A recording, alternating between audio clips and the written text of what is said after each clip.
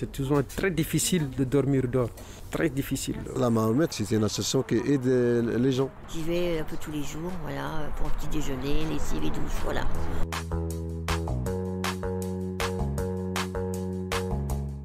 La solidarité à Bondy, ça ne date pas d'aujourd'hui. Pourtant, depuis le début de la crise sanitaire, celle-ci s'est intensifiée plus encore et organisée en direction des habitants les plus vulnérables. Avec Big Up, le nouveau podcast de la ville de Bondy, nous vous présentons le quotidien de ceux qui agissent avec le cœur et forcent l'admiration pendant ce confinement. Pour ce nouvel épisode, cap sur La Marmite, une association à 2 pas de la maison de quartier Daniel Balavoine qui lutte contre l'exclusion et la grande précarité. Et pour mieux comprendre de quoi il retourne, on commence avec une immersion dans le quotidien de ces travailleurs sociaux. Big Up! À la Barcom, à quelle heure vous avez rendez-vous? Jusqu'à 15h. Jusqu'à 15h. La dame, elle a eu un logement et elle doit être là-bas avant 15h. C'est des amis à elle qui vont l'emmener là. Alors elle préfère partir maintenant parce qu'elle a peur de ne pas trouver, parce que si elle l'a pas, elle peut être encore dehors, comme elle dort dehors, elle dort dans un parking. Combien des collègues? 4 enfants. Elle a 4 enfants. 1 an, 1 an et demi, 3 ans. Et 15 ans. Elle vivait dans un appartement en fait, et puis ils les ont sortis parce que son mari avait plus de travail et puis il ne pouvait plus payer le loyer. Et là aujourd'hui elle était un peu en difficulté, et puis on a été là pour l'aider, cette dame-là. Et puis on est content de l'avoir aidée, surtout. Très content. Que du bonheur, Inch'Allah. Rendez-vous maintenant avec Alice Goni, la responsable de La Marmite, qui nous explique les objectifs et missions de son association. Nous, on s'appelle La Marmite, donc évidemment, on est très axé sur la nourriture, mais c'est un point d'entrée finalement, la nourriture. Donc, la porte est ouverte à partir de 10h, et à partir de 10h, on organise l'accès aux services, donc déjà la distribution du petit déjeuner, et puis l'accès à la douche, à la laverie, aux toilettes. Depuis quelques semaines, on s'est remis à faire de la médiation. On accueille les personnes, on essaye de prendre du temps avec certaines personnes qui viennent d'arriver pour débrouiller un peu leur situation, pour faire des signalements, des orientations vers des distributions alimentaires, etc. On dit souvent que la crise sanitaire du Covid-19 est aussi une crise sociale.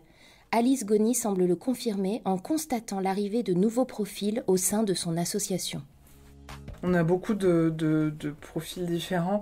Enfin, effectivement, ce sont toutes des personnes qui sont en grande précarité, des personnes à la rue, SDF, des personnes qu'on n'avait pas l'habitude de voir d'ailleurs, mais qui, parce qu'il y a beaucoup de structures fermées, se sont retrouvées ici.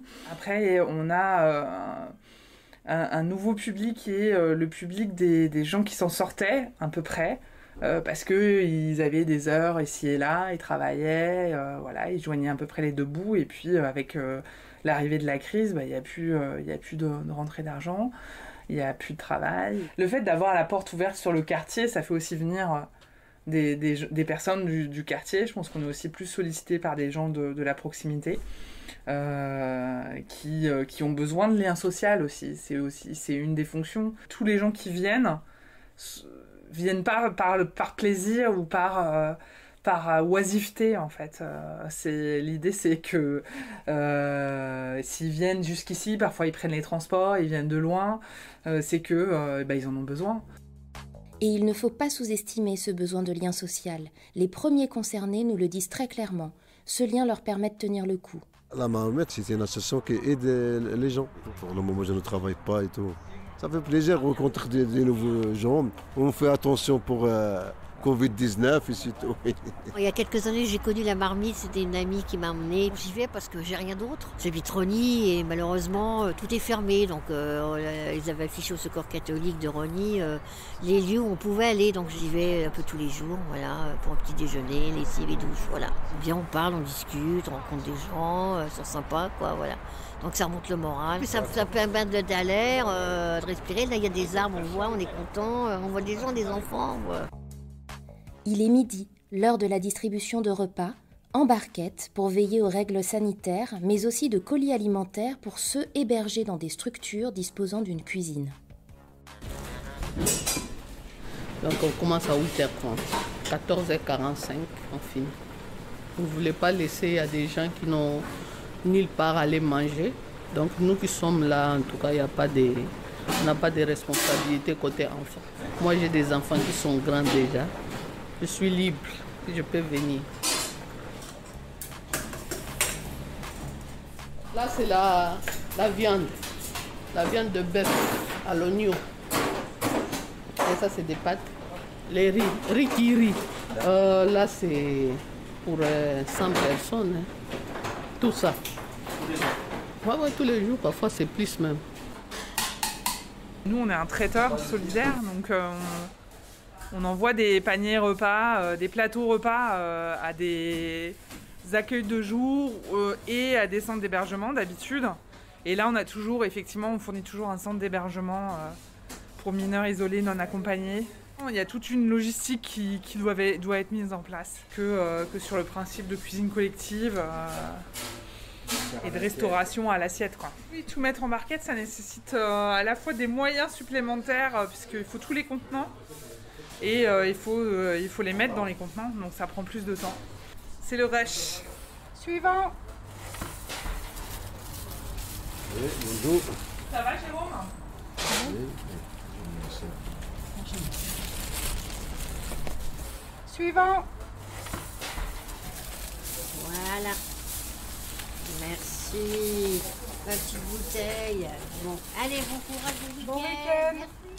Bien que la marmite déborde d'énergie et que son équipe se démène pour faire vivre l'entraide et la solidarité, les journées sont souvent difficiles, notamment au moment de la fermeture. Ce qui nous blesse l'âme un peu, c'est à 18h quand on ferme. On voit qu'il y a des familles qui sont dehors et on n'y peut rien. On rentre mais on ne dort pas tranquille. Donc on est obligé de revenir le matin, taper à gauche, à droite, essayer de soutenir, essayer de faire des orientations, des signalements pour qu'on puisse prendre ces familles en charge parce qu'ils sont souvent, c'est souvent très difficile de dormir dehors, très difficile. Il y a un fort attachement de l'équipe aussi à la structure et à ses missions et voilà, tout le monde a répondu présent, enfin tous ceux qui le pouvaient du moins. Et je crois que toute l'équipe est fière de ce qu'elle fait. Merci pour votre écoute. C'était Big Up, le podcast qui met en lumière les actions locales de solidarité. Si vous avez aimé, n'hésitez pas à le partager autour de vous. Rendez-vous la semaine prochaine pour un nouvel épisode. À très vite et prenez soin de vous. Big Up!